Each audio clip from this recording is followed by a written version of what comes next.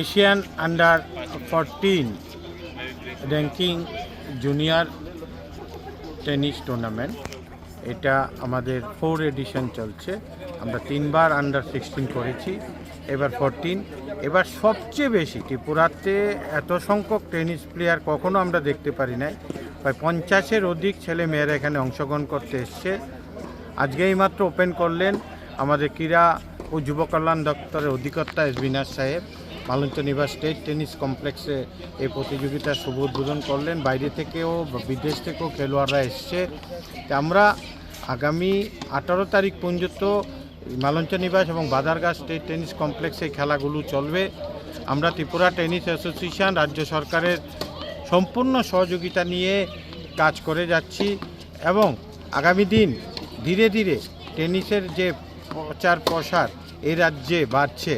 বিশেষ করে